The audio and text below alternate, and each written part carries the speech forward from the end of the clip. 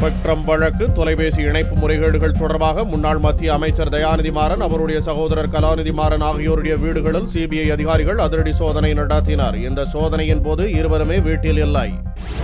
2G spectrum விவகாரத்தில் திமுக முன்னாள் மத்திய அமைச்சர் ராசா, கருணாநிதி மகள் கனிமொழி ஆகியோர் சிறைவாசத்தில் உள்ள நிலையில் இவ்விவகாரத்தில் முன்னாள் மத்திய தொலைத்தொடர்புத்துறை அமைச்சர் தயாநிதி மற்றும் இவருடைய அண்ணன் கலாநிதி ஆகியோரையும் சிபிஐ நெருங்கியுள்ளது. கடந்த 2004 ஆண்டு முதல் 2007 ஆண்டு வரை தொலைத்தொடர்புத்துறை அமைச்சராக தயாநிதி பதவி வகித்த போது ஏர்செல் நிறுவனத்திற்கு 2G லைசன்ஸ் வழங்காமல் நீண்ட காலத்துக்கு இழுத்தடித்ததாகவும், மலேசியாவின் மேக்சிஸ் நிறுவனத்துக்கு விற்றுவிடும்படி மிரட்டியதாகவும் அதன் முன்னாள் அதிபர் சிவசங்கரன் அளித்த புகாரின் அடிப்படையில் மாறன் சகோதரர்கள் மீது சிபிஐ வழக்கு பதிவு செய்துள்ளது.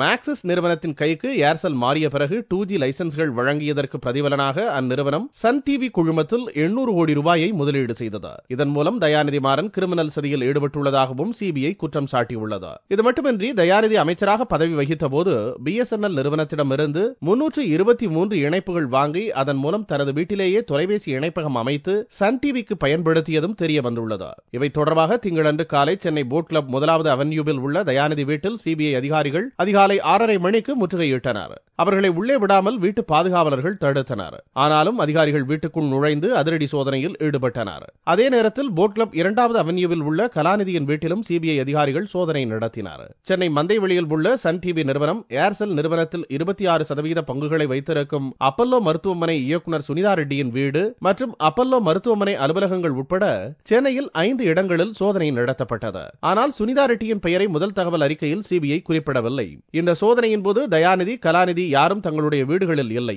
அவர்களது தாய் மல்லிகா மட்டுமே இருந்ததாக கூறப்படுகிறது. சென்னையில் சோதனை நடந்த அதே நேரத்தில் டெல்லி அக்பர் சாலையில் உள்ள தயாநிதி மாறன் வசித்து வரும் வீட்டிலும் ஹைதராபாத்தில் உள்ள மாறன் சகோதரர்களின் வீடுகள், அலுவலகங்களிலும் சிபிஐ அதிரடி சோதனை நடத்தியது.